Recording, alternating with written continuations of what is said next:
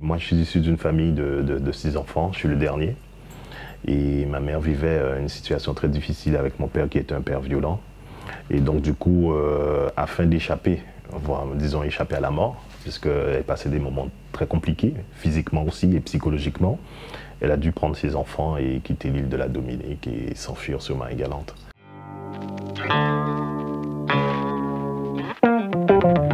À ce moment-là, même pour elle, c'était encore plus compliqué puisqu'elle arrive sur un terrain étranger et puis autant d'enfants sur le bras, il fallait trouver des solutions pour les nourrir. Elle a dû placer ses enfants à droite à gauche, dont moi qui en fais partie.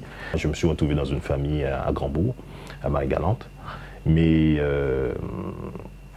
malheur pour moi, en fait, au début c'était bien, mais le problème c'est que c'était des personnes qui étaient très très violentes, surtout le mari en fait. Donc du coup, je me suis retrouvé dans une famille très stricte au niveau de l'éducation. Et le moindre petit détail, ça se terminait par des coups et des violences, quoi. Donc voilà, donc j'avais pas trop d'amis, je pouvais pas trop sortir. Si je sortais, j'avais l'heure pour entrer, l'heure pour manger. Enfin, tout était très carré, très strict, et puis bon, c'était pas agréable.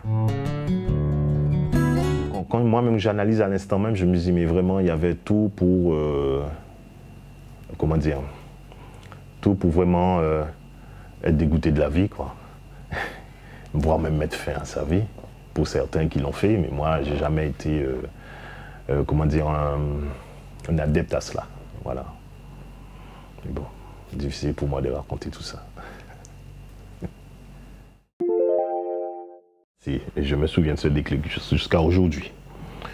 Comment où c'est-à-dire que ce qui s'est passé, c'est-à-dire qu'il y a un moment donné, en fait, j'avais eu vraiment marre à un point où je me disais, j'avais deux choix.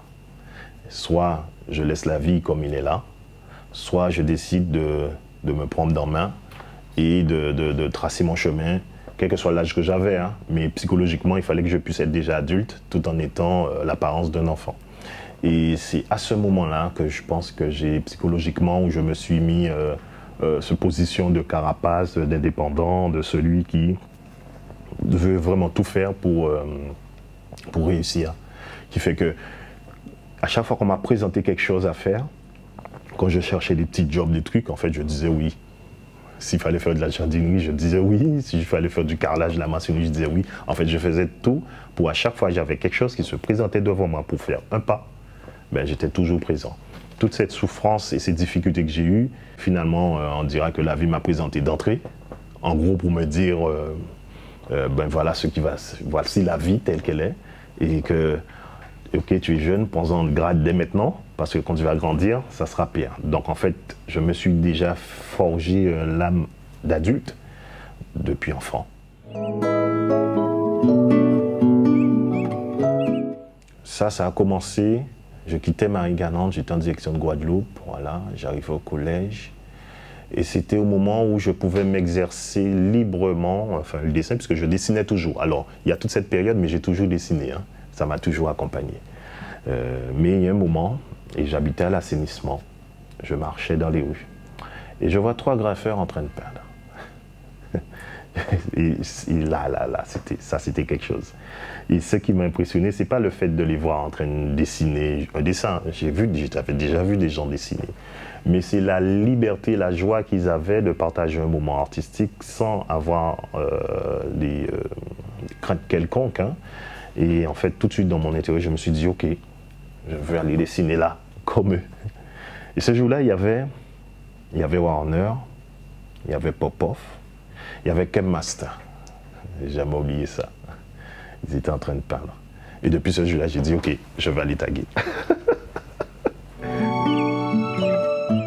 Et c'est quand j'ai rencontré le graffiti que j'ai pris de la couleur, un souffle de vie pour progresser. Si Dieu n'est pas dans ma vie, je ne peux pas faire ce que je fais aujourd'hui.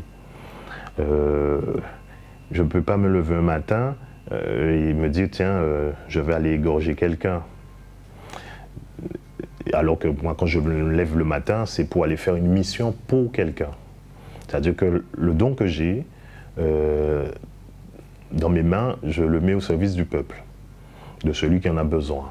Ce que je peux dire à travers cela, c'est que lorsqu'on passe des moments comme cela, en général, on nous prédit toujours la même fin. La vie a voulu autrement que je sois quelque chose de différent.